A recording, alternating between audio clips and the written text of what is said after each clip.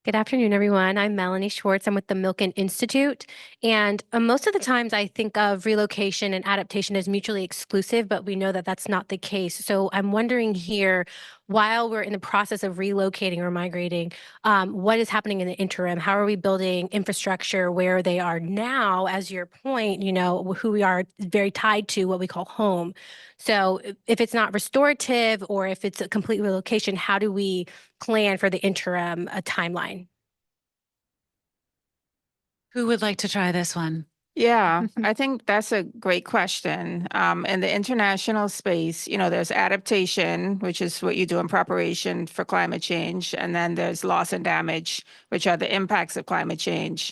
And migration, planned relocation, all of these forms of mobility are often looked at as a form of loss and damage. It's a negative impact of climate change. People don't want to move, right? So saying that you need to do that preemptively is not acknowledging that this is an impact of climate change that has severe impacts on people's core, right? Like this is your home. We've had, people that have been displaced. Their parents and grandparents are buried in this land, and you're asking them to leave and abandon this land. So I think, absolutely thinking about how do we frame planned relocation as adaptation is something that needs to be further thought out. Yes, I will leave it there, but it gets very complex when you think about everything else besides, just the moving of people's homes. What else is it tied to? Yeah. Jola has something to add. Yeah. So your question made me think about, I didn't know the questions for today, just so you know. So they didn't give us any cheat sheet. But I was thinking, if I was going to talk about anything, what would I compare the old relocation, whether it's voluntary or whether it's forced, what would I compare it to? And so your question today just made me think about the issue of a surgery. So think about somebody going through a surgery without anesthesia of any kind. So that's what it is when we're telling communities they have to move, or even when they agree, but we're not giving any palliative for them to still manage whatever challenges they are facing in the process of getting relocated in 5 years and 3 years, whatever. Even when they apply for grants, it takes a while for the grant to be approved, for them to actually get the money, and for them to get the relocation, the new houses built. In some cases, they have to build new houses. In some other cases, they have to buy new houses. So this takes time. But the question you've asked, I think, is fundamental, even for planners and for funders, to think about what resources do communities need to have while they are waiting for that period of relocation to make sure that they are successful right now, but they can be better supported even in the new location. So thank you for asking that question. Thank you. Let's take one more question. Where is Janisha with the mic? Okay. Oh, I have to pick, and then you go to the person. You've been very patient back here with your Paisley. Paisley wins the day. Wear brighter colors if you want to be called on by me in the future, I guess is the last strategy. My name is Cassia. I'm on the board of a nonprofit, Oceanic Global, and I'm also here representing Anthropogenic, which is a financial data solution to hopefully help bring more trust and transparency. So my question is actually about international immigration law, and it's hopefully to actually ask if there are examples that you all are excited by or feeling hopeful by, where you're really seeing compassionate and loving response to this in the case where people really do need to leave, whether it's an island going underwater or a country actually that is thinking about relocation. If you're seeing regional cooperation or some semblance, I guess, of solidarity and thinking outside of our very isolated and oftentimes harmful structures. So curious if there are things or even just conversations that are exciting you right now as we think about this on a global scale. Yeah. Thank you. Thanks for that question. I will say within the Caribbean, there's an Organization of Eastern Caribbean States, the OECS, and it's a group of very small island nations in the Eastern Caribbean, and they have started thinking about mobility and what it means. And they've come up with a strategy as to how they're going to manage movements between the islands. Some islands are better off socioeconomically and can support people moving there. But I think there's a limitation to mobility and migration within vulnerable places, right? So those islands are only going to be able to intermigrate for so long. I think underlying all of this conversation is mitigation. right? And as global temperatures continue to rise, as we exceed 1.5 degrees, the risks of climate change, sea level rise, other hazards, all of this compounds. And so we're going to be seeing much more people having to move. We're going to see the impacts covering complete islands, complete places. And so fortunately, or unfortunately, the countries that have been emitting the most are going to have to completely redo international immigration laws and to begin accepting people from the places that they have caused these impacts. So I think we're going to be seeing, a complete rethinking of international immigration law to account for people that are going to have to move from these vulnerable countries to the countries that have actually caused this. Jola. Adele is right. Everything she said. Yes, we don't have such a law that is the perfect law out there. As many of you already know this, the traditional refugee law doesn't apply. Even some of the principles by IMO doesn't apply, or it really doesn't work for people. But I know that there are principles around relocation by Fiji, which people think can be helpful. And I was at a workshop recently, a climate mobility workshop. And at that workshop, one of the presenters, she works in Vanuatu, and I think she works in Fiji, and maybe Kiribati as well. And she was sharing, which was a fantastic example that I wasn't aware of. She was talking about indigenous communities within these places actually supporting one another, relocation within indigenous spaces. And when they moved, they allowed let's say people were moving from Fiji to Kiribati or to Vanuatu, they were able to still maintain their own culture, because sometimes people talk about indigenous people as though everyone is the same or the culture is the same. There are things that I think are general connection to the land, but there are a lot of things that are different in terms of culture, religion, and all that. And so in this relocation process, they talked about the indigenous sovereignty of each of the indigenous communities and the support that these communities were giving one another in the relocation process. So I was really excited about that South to South comparison and support in the relocation, even though some of those places are equally exposed, like you were saying, Adele. So those are examples, but I believe, as Adele mentioned, we need a lot of support in terms of climate mitigation. We're likely to see a higher sea level rise, not only in the island nations, but all across the globe. Even here in Miami, we're seeing it happen. The question becomes, how are we going to deal with it? So another part of the conversation I think we should be thinking about is this issue called blue lining, right? So some of you may have heard about it, where insurance companies are no longer interested in protecting or giving insurance in areas that are experiencing flooding or areas that might be exposed to sea level rise. And some of those areas are already places where you have people of color, where you have people areas where you have a lot of low-income communities. And so if insurance companies are refusing to protect people in those areas, what's going to happen to them? And they're not providing, obviously they wouldn't provide support for relocation, but there is no funding from FEMA for those type of people if they don't apply for it. So it becomes a challenge. How do you deal with this issue of blue lining? And how, even as climate impact continues to accelerate the exposure of people to floods? So thank you all for sharing these incredible and nuanced insights for us all to take away. I think so often we come to these sessions and these panels looking for give me hope, give me action items. And for an issue that's so newly discussed in public, I think we need to be okay with just unpacking the problem sometimes, right? There's obviously a lot that can and must be done, but I think we also just need to sit with the fact that this is a huge new thing for humanity to have to figure out. It is inherently international. It is inherently complex. It is inherently emotional and personal and cultural and expensive. We didn't even get into the loss and damage and all these other funding issues that are at play here. So I just want to invite you to, be in this complexity with us. When I co-founded Urban Ocean Lab, I thought it was going to have to be a sort of Trojan horse for dealing with managed retreat. And just over the last 5 years, this is now something that is on the table in a really overt way that we're starting to grapple with it in terms of policy, which is an important step in the right direction. So as we close this panel, our last panel of the day, but stick around, there's more goodies to come.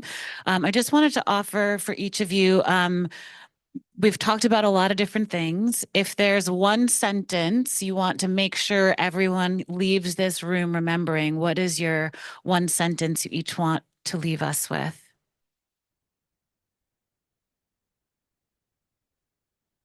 I know it's hard. Just want to make sure that the juiciest nuggets you want us to hold on to get retained.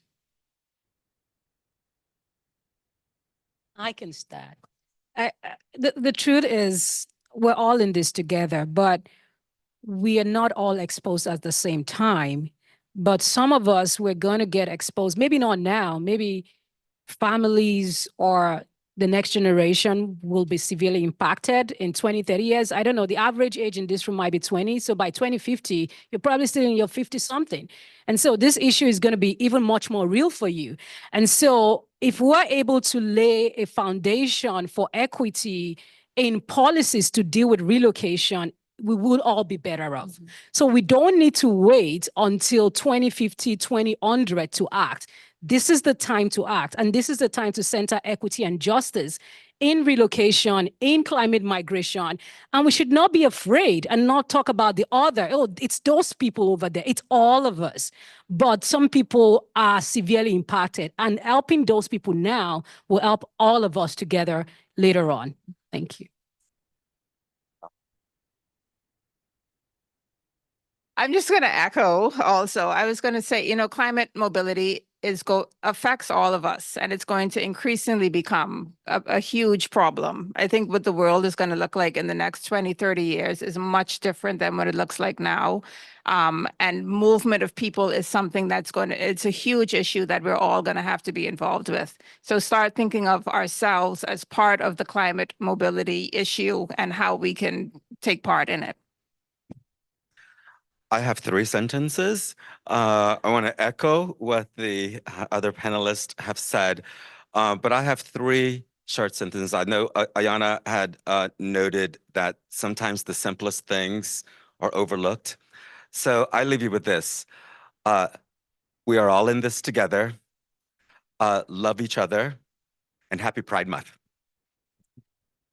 Thank you, thank you, thank you for being with us.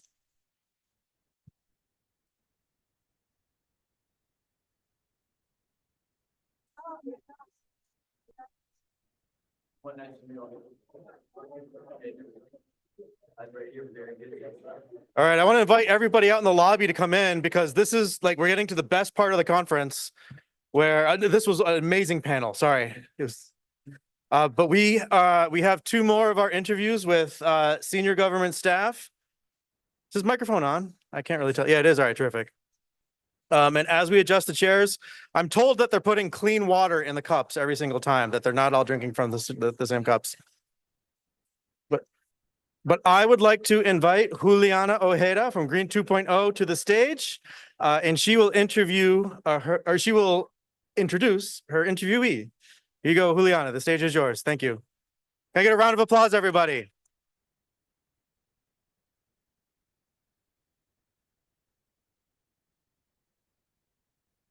All right.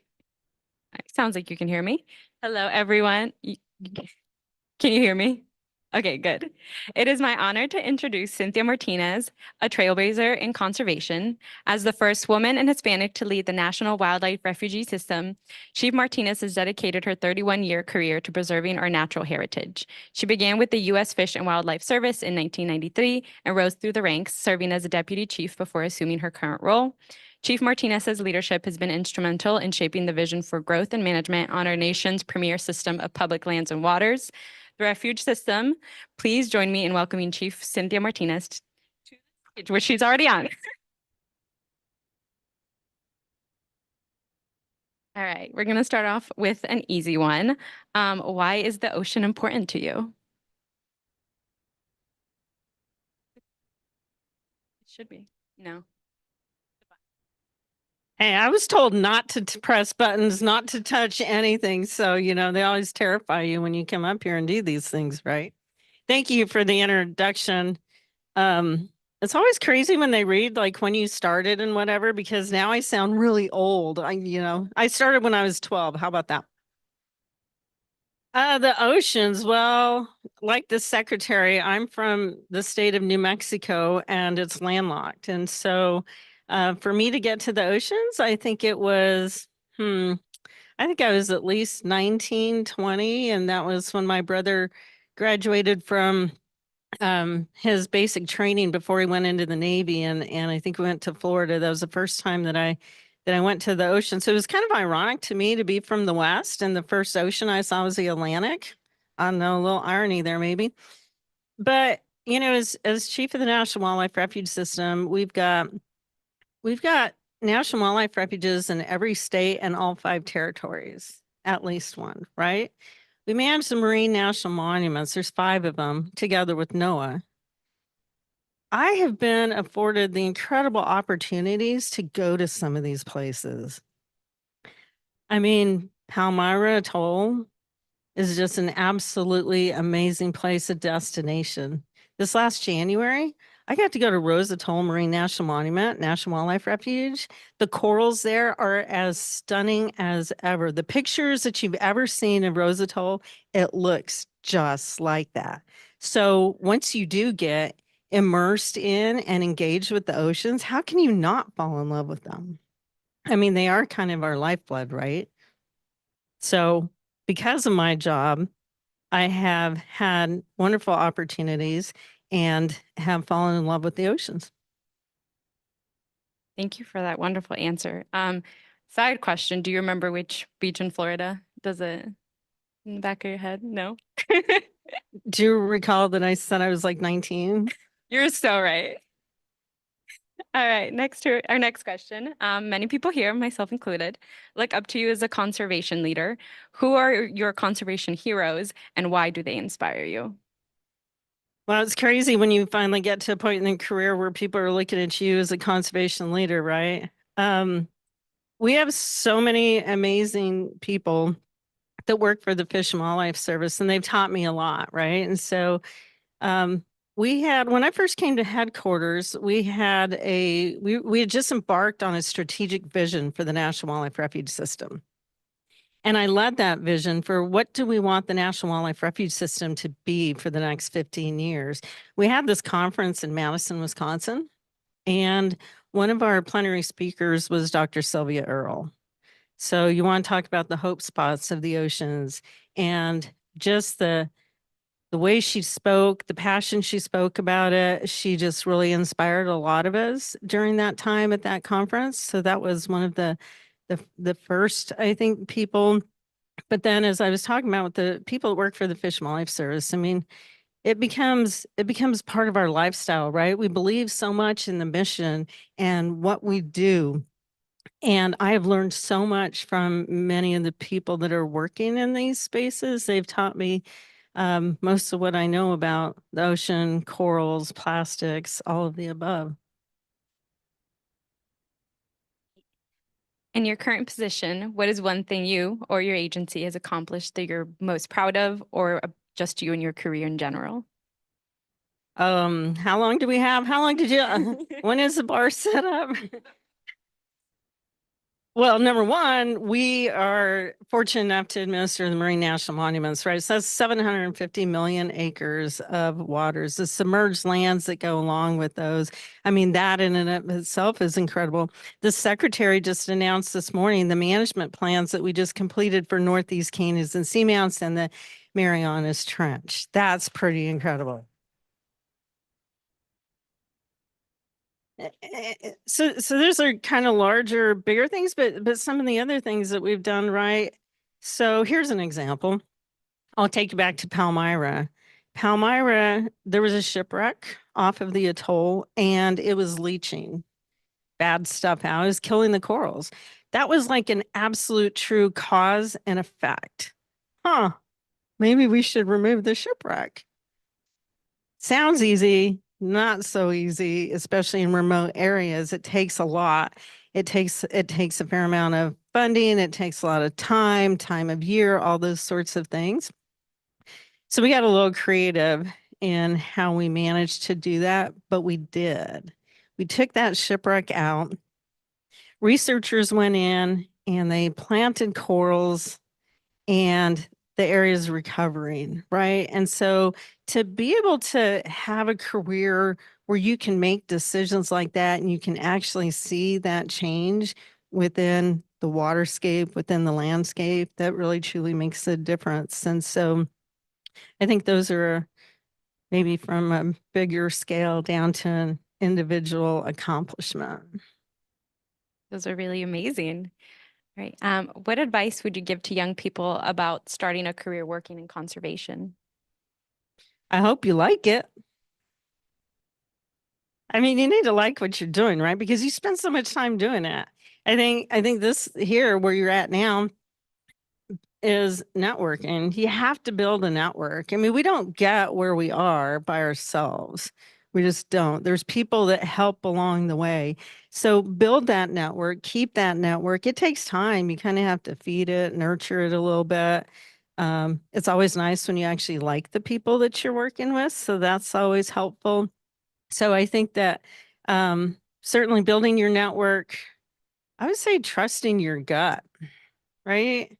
Like what we really do in conservation is not rocket science. I think you need to build your self-confidence. When you're in the room, you have thoughts, be confident about that.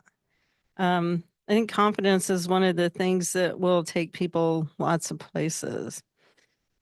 I think it wasn't until I was like a GS-14, maybe worked for however many years, 12 years or something. And somebody finally said, "Where do you get all your confidence?" And I was like, "What?"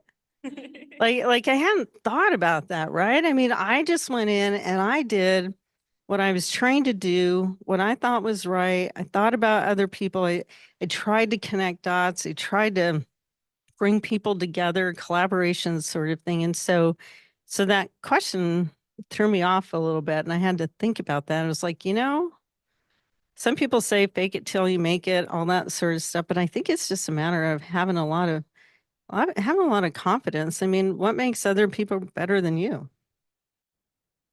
That's a very fair point.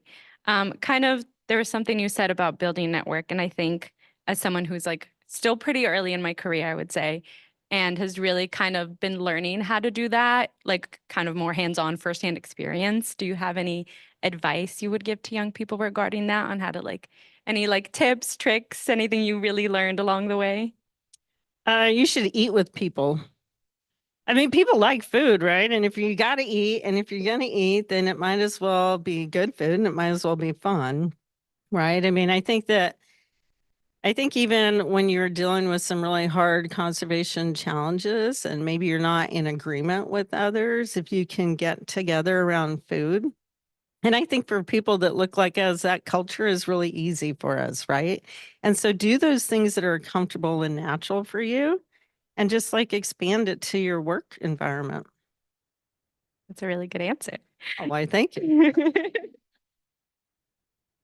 All right, next question. How are you holding the door open for people who look like the people in this room to enter into the government service or conservation in general? Well, Chair Mallory, she spoke about this morning as well. It has to be intentional. I mean, we can be trying forever and ever and ever, but if it's not with intent, we're just never going to get there. And even in austere budget times like what we're in, we're still making decisions. We're still hiring people. We're still making budget decisions, those sorts of things. And so I think that the most important thing we do is hire. And are we hiring the right people at the right place at the right time?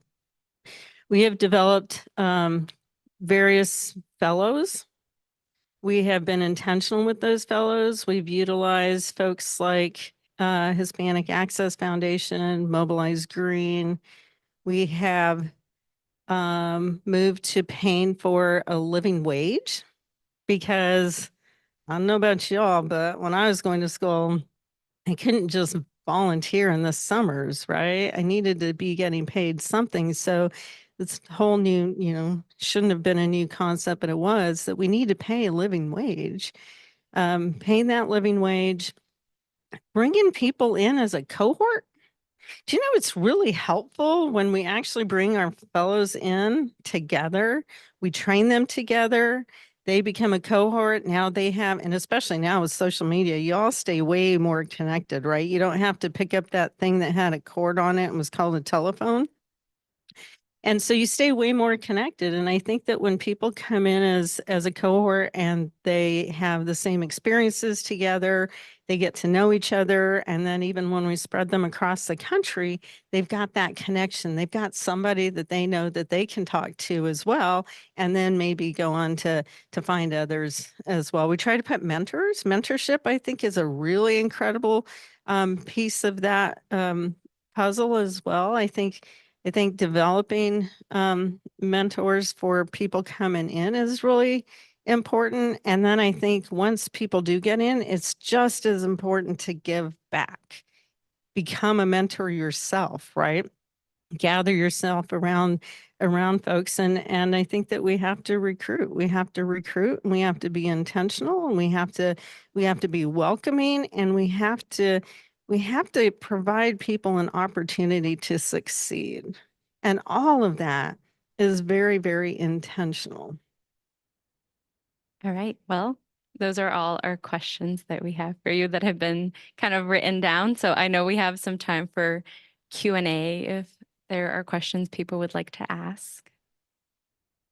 So while they're thinking, I'll talk about the standards of excellence. One of the things that came out of our strategic vision was we're the National Wildlife Refuge System. Okay. So if you think about the National Wildlife Refuge System, imagine the globe for a moment. All the way east to the Virgin Islands, head up north, northeast canyons and seamounts, the northeast part of the country, all the way north to the Arctic National Wildlife Refuge, beyond the Northwest, beyond Hawaii, beyond Guam, Saipan, Mariana Trench, now goes south of the equator, Rose Atoll, back to San Diego. Can you envision that on the globe?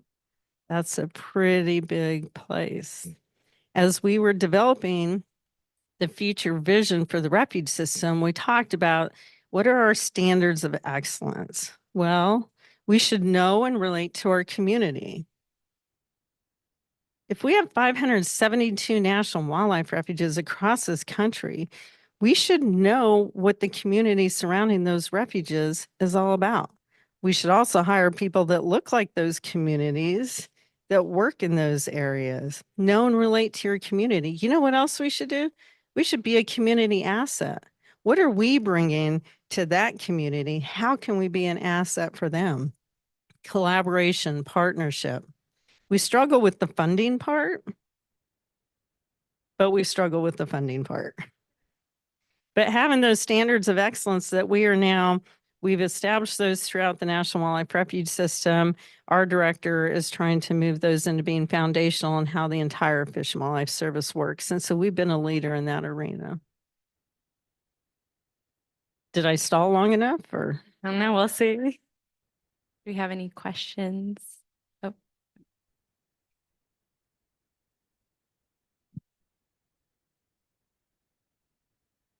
Chief Martinez, thank you so much for being here. I'm Addie Hoy, I work at Earth Justice. And this question, I think, kind of relates to the comments that you just made about communities and working with people. Being in the Fish and Wildlife Service, you really have a biodiversity-driven mission, even in the name, and one of the premier sort of wildlife agencies globally, and the work that you're doing on biodiversity is incredible. And I really am hoping you can talk a little, in addition to talking about the communities that you're working with, if you can talk a little bit about the intersection between the biodiversity mission of your agency and the communities that are really facing the most, the biggest nature gap, and the biggest impacts from biodiversity loss, and how you see those issues really integrated. Yeah, absolutely. Thank you. And so national wildlife refuges are established for a wildlife purpose, right? And then everything that we do after that wildlife purpose comes after that. It has to be things that uses that we open the refuge to have to be compatible with that purpose, right? And so I think some of that is really based on the communities and where we are, right? And so some of those communities, we can provide nature-based solutions, right? So that we can help protect those communities during storm surges and such. We have 182 coastal refuges within the system. And so I think that there's things that we can do, from providing clean water, right?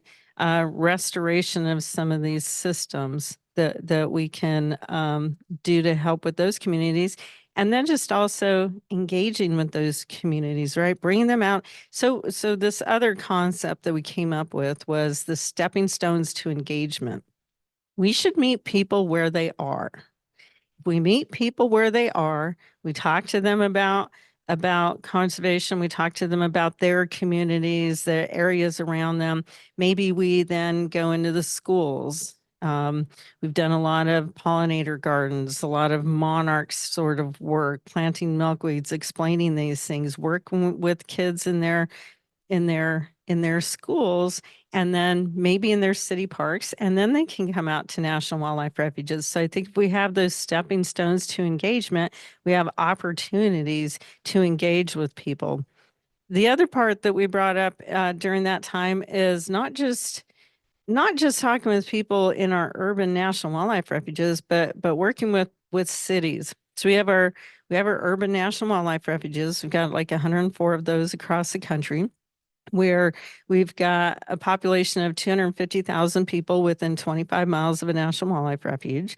But we also said we need to engage with people. And so we have the urban wildlife partnerships. And so through NIFWF, we've got grants that people can apply for. And then in those areas where cities can take on some of this work, so NGOs can take on some of this work, we can help with the messaging, we can help with the consistency across, but recognizing that, one, we're not going to do it all by ourselves. Two, yes, we have places where we can start, but three, we have messaging and opportunities that we can share with others. Any other questions? And while she's walking around, I mean, yes, we're biologists, right? And people will say, well, biologists don't like people. And so, yeah, what did we do from 1903? Oh, let's establish this national wildlife refuge. We're going to put the blue goose signs up and we're going to kick all the people out. And that's how we can manage people. Well, then it was like, well, guess what? Where do we get our funding from? Congress? How does Congress get their people? Do you think we should connect with people just a little bit? Maybe then we can do our jobs for wildlife, because then we can have the funding to be able to do that. Go ahead. Thanks so much. And I think I'm going to build directly off of that note and appreciate the person with the previous question. My name is Efrain. I work with Justice Outside, work on our grant making side of work. We function as an intermediary, work with a lot of private foundations, but increasingly with government. In the case of state of California, we're working with the Ocean Protection Council, State Coastal Conservancy at the federal level, looking to work with the U.S. Forest Service for getting money on the ground led by community members with a priority on BIPOC leadership, which has led to 4 or 5 years of a track record on our end. I'll pat our organization on the back in terms of how much money we've been able to move onto the ground with BIPOC-led initiatives that aren't hinged on 501c3 status, fiscal sponsorship, et cetera. Something that's been kind of a growth edge, I'd say, for larger organizations in the philanthropic space and government funding area. And so I wonder, in your experience, when you're speaking about that granting program, if you have imagined or considered the possibility of partnering with intermediaries such as Justice Outside. Very selfishly, I'm just going to ask really upfront to get that money on the ground. Since we fit that niche, that's our role in the ecosystem of shifting funds and money to BIPOC-led initiatives. And I wonder if you're familiar with your agency's work on that end, or if there's any other case studies from agencies you've kind of been observing. Yeah, thanks for the question. I was going to say, let's talk. I don't know if I have like off the top of my head any examples. I mean, things don't have to do with the, I mean, we enter into agreements with others all the time. It doesn't have to be through a grant making program. It can be through an agreement. It can be through, you know, somebody's got in-kind services, we've got whatever. We also utilize our 501(c) groups, our friends groups as well, to help facilitate some of that type of work. So I think it's a little bit site specific, but I think that there's certainly opportunities. All right. I think we're at time. So thank you, Chief Martinez, for taking the time to have this conversation with us. Yeah. Thank you.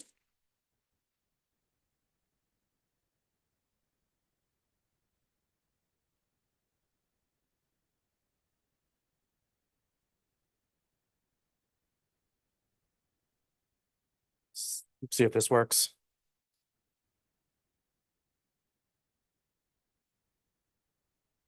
Are you ready for the last panel? All right. That was incredible. Thank you. I think we're definitely doing the interviews next year. That's been my favorite part of today. I'd like to invite up our final panel and Rob Vergara. They're both Ray Fellows, and they're going to interview somebody. We can applaud for the Ray Fellows. Hello, Ray Fellows. We like the Ray Fellows. But Rob Vergara is with NRDC and Catherine Muniz is with Azul. And you will introduce your interview. Thank you.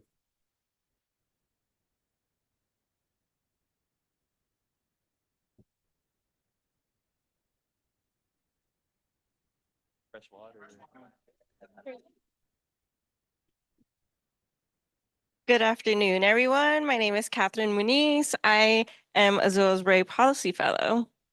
Hi, folks. I'm Rob Vergara. I'm NRDC's Ray Ocean Conservation Fellow, but I'm also part of the 2024 cohort of Rising Leaders through Azul. So shout out to that team over there. Yeah.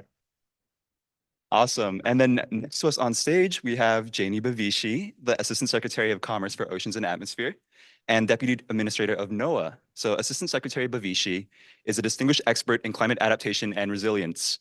Previously, she oversaw climate resilience strategies in New York City and served as the Associate Director for Climate Preparedness at the White House Council on Environmental Quality. Assistant Secretary Bavishi's leadership extends to NOAA's efforts in climate resiliency, fisheries, and coastal programs. Her responsibilities also include overseeing NOAA's efforts in implementing the Bipartisan Infrastructure Law and Inflation Reduction Act. Please join me in welcoming Assistant Secretary Jainey Bavishi.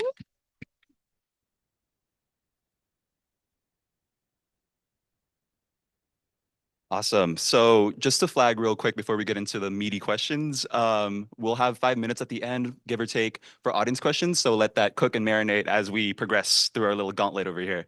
So to begin with, Jainey, what inspired your transition from city level to federal environmental work? And how have you connected your past experiences working directly with communities to your current role? Well, thanks for the question. Thanks for having me here today. So I made the transition from local to federal, local level to federal government a couple of times. And I worked at the federal level during the end of the Obama administration and was really excited, was actually seeking out an opportunity in city government because I worked on adaptation, and that's where rubber meets the rubber meets the road on adaptation. So I have to say that when I got to the city level, it was a bit of an adjustment. A lot of New York City's work on climate resilience at the time was focused on building flood walls. And especially at the beginning of the Trump administration, I really did not want to be in the business of building walls. And so had to sort of right size the role of my office as well as broaden our leadership in the work. And a couple of examples of how we did that. We launched a heat resilience strategy that was focused on planting street trees and increasing reflective surfaces in neighborhoods to actually make neighborhoods cooler while also protecting the most vulnerable residents. And that was all based on a heat vulnerability index that we created that layered the physical indicators of heat risk along with the social indicators of heat risk. We also, just sort of thinking back to the panel conversation we just had, redefined what New York City was referring to as managed retreat, but really talked about it in partnership with communities as housing mobility, kind of recognizing that climate resilience and the affordable housing crisis were on a collision course. So those are some of the things that I got to work on, but really learned a lot about the ways that the federal government could be more helpful at the local level to support adaptation, and in particular, in the way that we provide science and data at the federal level, but also in the way that we provided funding. So I was really excited to come back to the federal government to bring those lessons and insights and sort of put them to work at the federal level. And I have to say, I definitely miss working more directly with communities, but try to bring that experience and the lessons that I've had from that work to bear every day. Right. And I think from previous panels that we have heard from, it is the matter of talking directly with communities, right? It seems so simple on the face of it, but the actual execution of it and taking those lessons back upwards and making sure that those lessons are implemented into current policy and management, that's just as important, right? So thank you for your response, Jainey. Our next question is, in your current position, what is one thing you or your agency has accomplished that you are most proud of? What about in your career? It's hard to pick just one. There's a lot of great work that we're doing. And I have to say, and I'm saying this because this is a safe space to say it. Some days I feel like I'm sort of part of a revolution within NOAA where woo! I feel like I'm partnering with leaders, a lot of whom are at the program level and at the regional level, who are really working to ensure that NOAA partners with communities to envision what a future looks like in the face of climate change. And so earlier this year, and Joel mentioned it on a previous panel, we held our first Voyage to Justice, Equity and Climate Justice Forum. And this brought together over 200 people, both NOAA employees with community partners, to really dialogue, learn and unlearn, exchange ideas, build solutions together about how we can better center equity in our work. And it was such a unique space. It was such a powerful space. And unlike any other that I've been a part of at NOAA, we've committed to making this an annual event. So I'm excited about growing that work. I'm also very proud of the recently released Equitable Climate Services Action Plan that just came out last month. And it was directly responsive to feedback that we received from adaptation practitioners who are serving underserved communities, tribal communities, about what they need in terms of climate science, data, and decision support to make decisions in the face of climate change. And the feedback was sobering. We have a lot of work to do to make our climate services more accessible, more applicable, more decision relevant. But the action plan is a start. It puts out a series of commitments that we are making now to deliver better services to communities, but also to create a more enabling environment at NOAA so that this is not a one and done and it's something that we can build from. And in terms of something that I've done in my career that I'm really proud of, I would say that a foundational experience for me was actually right after Hurricane Katrina. I had the opportunity to relocate to the Gulf and build a regional coalition of community leaders that were advocating for a more equitable recovery after the storm. And it was a time in my life where I put 50,000 miles on my car in 2 years, sort of driving from Louisiana to Alabama, met with community leaders wherever they were at, whether it was in coffee shops or fishing docks or churches or, wherever I could find them. And we built together this regional coalition and a regional policy platform at a time when, the environment was very divisive, right? And for me, it was such a formational experience because it really instilled in me just the power of people to make change, and also just the importance of doing really values-aligned work. That is amazing. I think something that has come up again in our panels and conversations throughout today has been equity and really centering the voices of people, centering the communities that are on the ground doing the work. So greatly appreciate the work that you've done. Yeah, so on the same vein, this one's a bit of a long-winded question, so if I ever need to repeat it, just feel free to let me know. But so many coastal communities rely on the ocean for their livelihoods, which can sometimes conflict with conservation efforts, but other times these conservation efforts will ensure the long-term sustainability of those same livelihoods.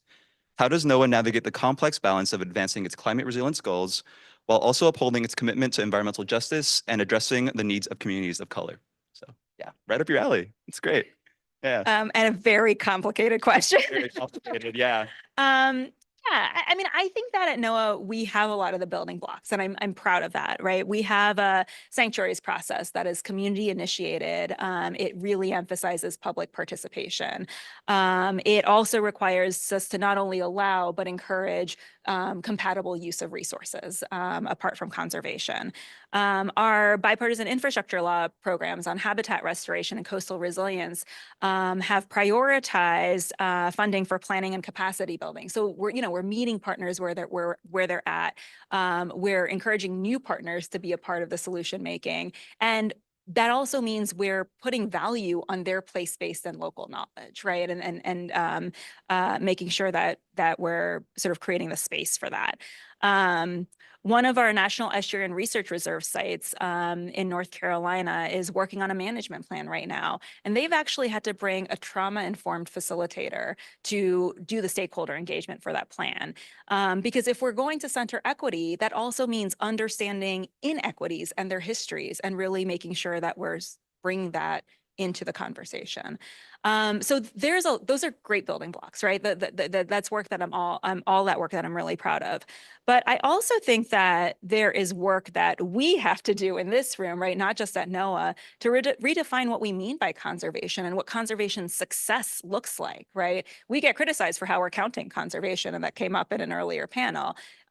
There is a lot of work to do. We're not slowing down, but I am really afraid that there's sort of almost a NIMBYism, right? Not in my backyard sort of dynamic when it comes to conservation. How do we approach conservation and conservation success so that we're doing it in partnership with communities and community priorities rather than in competition or displacing community priorities to achieve conservation success? Yeah, I think a really interesting point that you touched upon there is that NIMBYism. Do you mind, complicating more on that or elaborating more on that about just how you feel and where you think that should be navigated or how it should be approached? Yeah, I mean, I think that and actually, I mean, like the person that I look to on this as a real leader in the space is Angelo, so maybe he can talk about it. But I do think that there is sort of as we look to expand our conservation efforts, we've got to be able to look to all of our waters to do that, right? Not just the Pacific, not just remote areas. And that's what I mean by the NIMBYism. Like how do we actually achieve conservation success in places where there are a lot of other uses? How do we still sort of thread the needle and figure out how we can expand our conservation efforts in those spaces? Thank you, Jainey. Okay, you touched that we're in a room full that is not your typical room. And I think a lot of the times we can be the first and only in our positions. And I'm pretty sure you've been in that situation many times. Are you comfortable talking about some of your fears coming into this job and how did you overcome them? Yeah, so I am a millennial brown woman, non-PhD urban planner as the deputy administrator of NOAA.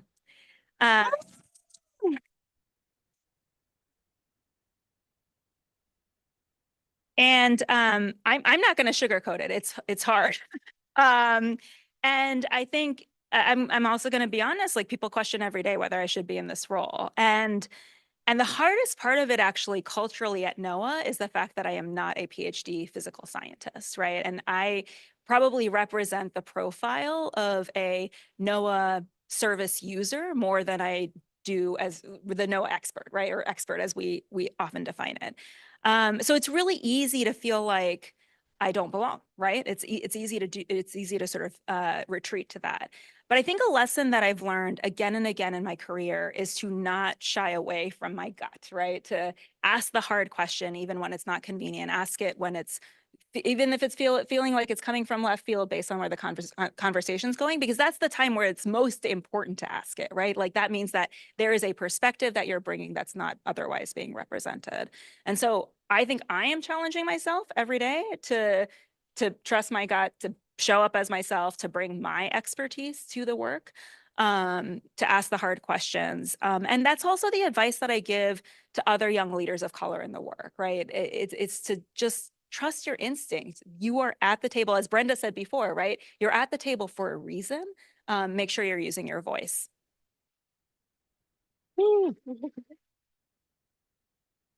I think that is something that many of us can relate to. Something I would want to know more about, or if you could provide a little more tips on, is like, as a young person of color in the room, I think a lot of the time you could shut down. And although you have a lot of lived experiences to share, you have a voice and your voice matters. A lot of the time, it could be very difficult to like actually speak. Do you have any tips on how to get over that? Practice. Yeah, practice in front of the mirror. Like practice with your friends, practice in safe spaces. I think that's a great way to get over it. I think we're practicing like right now. So like, yeah. Not over yet. We got more. So this is, again, first off, I want to say, in terms of leading into that discomfort that you mentioned of things coming out of left field, and even though it feels like the wrong time, it is also the right time and the necessary time to bring up certain topics. So I think that was very much necessary for this room of folks to hear, especially the youth ocean advocates who are in the room and who are listening in online, right? So that was amazing for you to say. And I think in the same topic that we're talking about, how are you holding open the door for folks of color, like us in this room, to enter government service or just general ocean conservation work? Yeah, it's a great question. I mean, first, it's just in participating in spaces like this, right? And creating spaces like this. I've been here all day and I've told many of you that like being here is more meaningful than anything I would do in my office all day today. So, I mean, thank you for creating this space and inviting me to it. Second, it's trying to model a different type of leadership. And it's just like something that I try to do every day in my work. I try to be collaborative, focus on partnerships, focus on creating big tents where multiple perspectives are embraced and sought out and welcomed. I try to center equity in my work every day. I also just try to be a kind, compassionate, empathetic leader who's transparent, right? And honest, not trying to be the smartest person in the room, but rather the best listener and someone who's creating a table where everyone's input is valued and welcome. So that's something that I certainly try to do every day. But then it's also leaning into intentional culture change in the institution that I'm a part of, right? And you know, I said before, you know, we put out this equitable climate services action plan. A big part of the plan is just creating an enabling environment at NOAA, because we know that if we really want to shift the paradigm and bring user feedback into the way we do our work, we have some work to do internally. We have some work to do to get our own house in order. And so we are leaning into that. And I have to say, like, I'm not the best position to be doing culture change work. Like I've got a ticking clock, right? I've got like 6 more guaranteed months in my role. But that's why it's so important to partner with the people who are going to be there, right? And like, I'm not the only one bringing these perspectives into the agency. There are champions in programs and across the agency that have been trying to do this work for years, if not decades. And it's really just partnering with them to amplify our efforts. Well, it sounds like you're not just opening the door, you're also cleaning up shop, you know, setting the house up, getting ready for dinner. So it's amazing to hear. Thank you so much, Jainey. Our next question is one of my personal favorites to ask. If you could be a marine animal, what would it be and why? What represents your vibe? Okay, so this is the question I was actually most nervous about. I told my 5-year-old daughter that I was going to get asked this question, and she told me that I am definitely a jellyfish. And then we had some oceans meetings yesterday, and so I shared with a couple of colleagues that my 5-year-old thinks that I'm a jellyfish, and they thought my 5-year-old daughter was like throwing shade. So instead, it was just because we had Halloween costumes, but I wanted to show you a picture, but they couldn't accommodate the tech. Anyway, I took a quiz. Thank you, Oceana, for the marine animal quiz. And it said that I'm a loggerhead sea turtle. So I'm like leaning into this. I'm grounded and connected to my roots. I am nurturing like a nesting sea turtle. And I also hope to leave a lasting impression. That is wonderful. When you said sea turtle, it reminded me of the sea turtle from Finding Nemo, which did leave a lasting impression for me. So now we have the time to transition to our audience Q&A. There will be mics going around for anybody who has a question.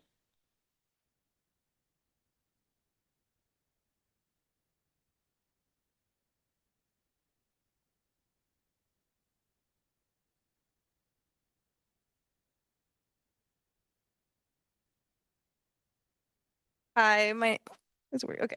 Hi, my name's Karen. I'm with the Rising Leaders here at Azul. And I just wanted to say that I love how you distinguish yourself as a NOAA expert. I'm someone that's currently still as an undergraduate, and I'm studying environmental science and urban planning. And I look at NOAA and I'm like, ooh, where do I fit into that? So it's really reassuring to hear that from you.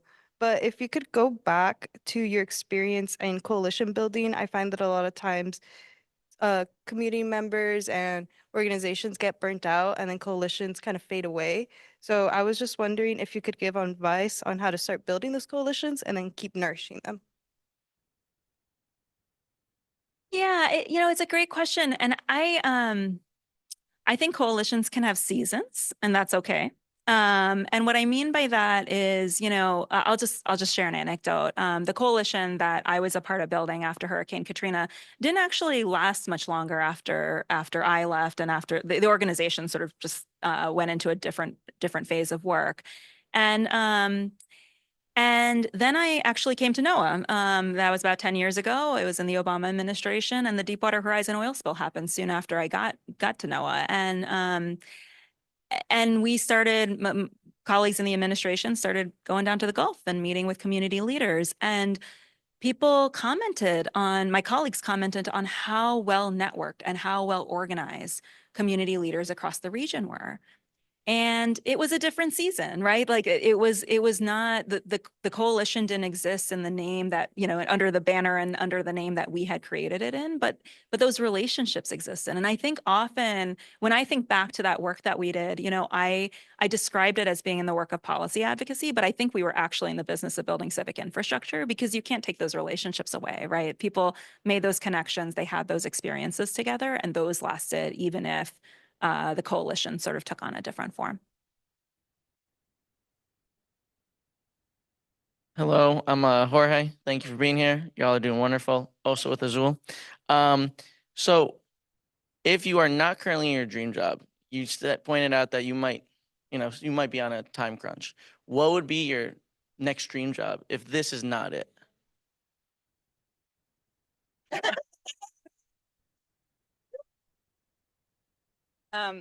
I don't know, but I'm happy to continue that conversation over drinks.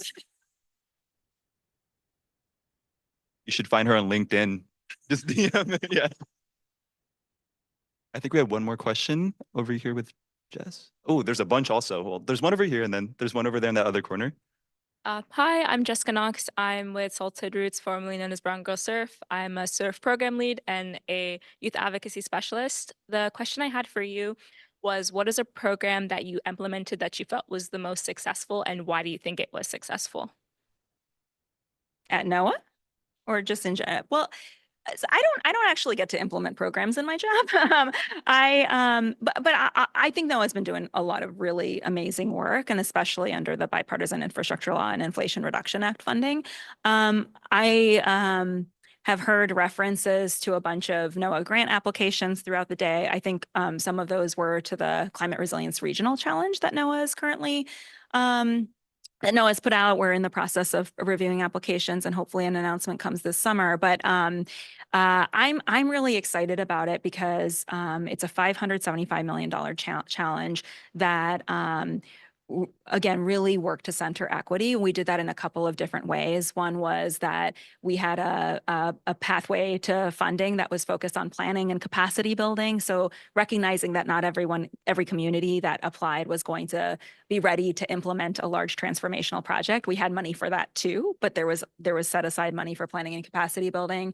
There was a letter of intent phase so that you didn't have to do all of the work that it requires to put a federal grant application together in one go. You could submit a letter of intent, and based on the letters of intent, some applicants moved forward, others did not.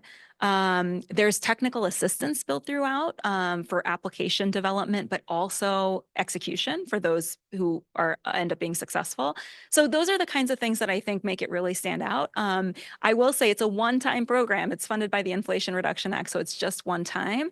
And we got $16 billion in application for a $575 million program. So I think there's a ton to be learned from that program, and I'm excited about those lessons, the awardees being announced and those lessons coming to fruition, and seeing how we can build on this work going forward. I think we had one more question in that side of the room right there. Thank you. Hi, my name is Pia. I'm a Youth Leadership Council member at Earth Echo International. As someone who doesn't really know exactly what they want to do in the future, and with my interest lying in various fields, I guess my question was, how do you see the role of emerging technologies, AI or otherwise, advancing NOAA's goals in the conservation and ocean restoration space? It's a great question, and like I have no idea, because I'm just like, I'm not, that's not my area of expertise, but I'm really curious about this too. Like, I think about, I've just gotten off of this work that we did on the Equitable Climate Services Action Plan, and one of the big pieces of feedback we got was that people need hyper-local data, right? People need hyper-local data to make decisions in communities, but also for personal planning purposes. And what I mean climate data, right? And I really wonder about the role of AI to be able to amplify NOAA's ability to deliver that kind of data. So I'm not the right person to be answering this question, but I think it's, the world's changing. I think the role of AI is going to be fascinating, and I'm particularly interested in how it enables us to better meet community needs. All right, I think with that, we'll close it off. Can you join me in thanking Jainey Bavishi for joining us today?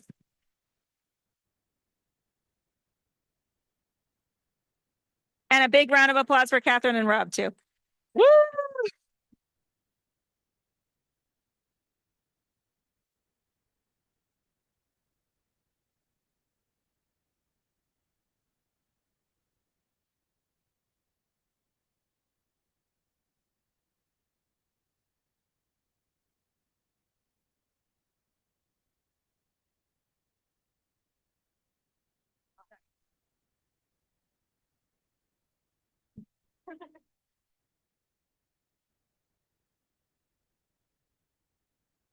Hello.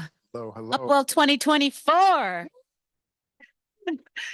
As the co-founder of policy think tank Urban Ocean Lab, a co-organizer of Upwell alongside Azul and Center for American Progress, it is truly an honor to help convene this incredible group of people doing critical work to advance ocean justice.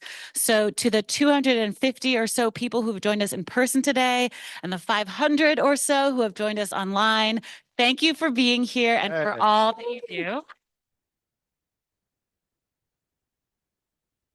And many, hopefully most of you know Jean Flemma in the back right there, who is the co-founder of Urban Ocean Lab, Policy Phenom. Shout out to Jean everywhere and always. But I wanted to take this chance to introduce you to our third co-founder, Marquise Stillwell, who is a designer, an urbanist who's been co-leading Urban Ocean Lab with us from the jump. Yeah, no, thank you. Thank you. And as I'm not an expert in this space. For me, I'm an amateur, and really the French word amateur means the love of. And for me, ocean justice begins with love, right? And for me, justice begins with just us. And no matter what tools you have, coming together for justice means that we all will get things moving forward. Thank you. Absolutely. So I wanted to, as part of our closing, go back to the opening and quote Marseille, who said that we're thankful for the stewardship and advocacy of Black, Indigenous, Latine, Asian, and all communities of color that bring us here today in an act of love and determination to protect our ocean, Great Lakes, and coastal communities. And the key word there is perhaps determination. We know this is not easy work, but it is critical and occasionally joyful work. It is collective and community work, and it is work that gets easier the more deeply we collaborate and support each other. Yeah. And speaking of support, it takes money. I wrote these corny transitions. Hey, I'm really hey, sorry, you don't guys. blow it. Don't blow it. Okay, go for it, go for it. Lean in, lean in, lean in. Put some sugar on it. Speaking of All right, support. speaking of support, it takes money to make this event happen. So I just want to take the time to quickly thank Mosaic, the Packard Foundation, Ocean Kind, and the National Marine Sanctuary Foundation, the Walton family, and the VEER Initiative for supporting today's programming. And a big thanks to the Center for American Progress for hosting us and to all the events team, security, everybody. Thank you.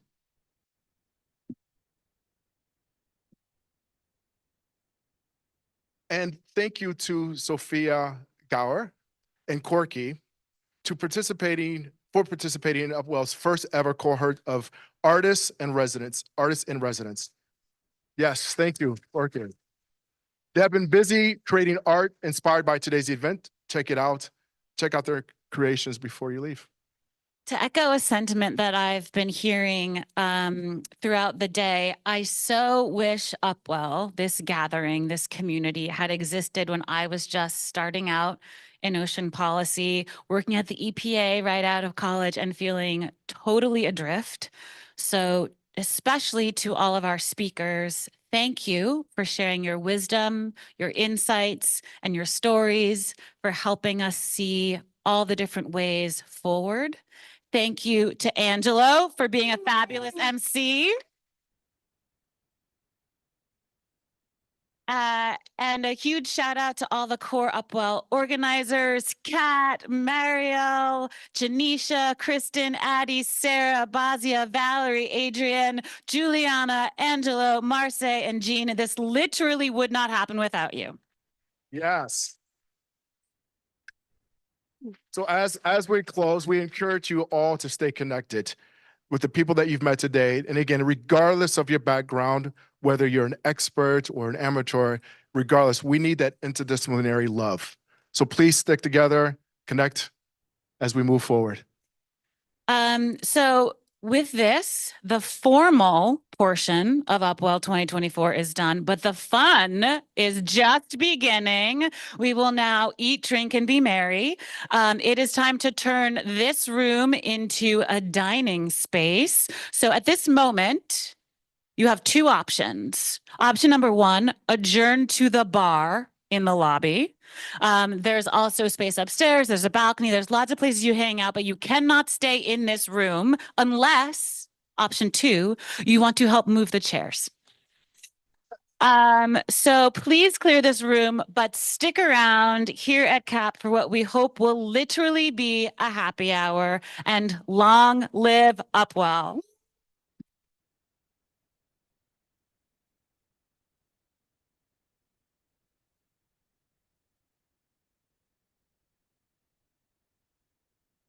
Up here.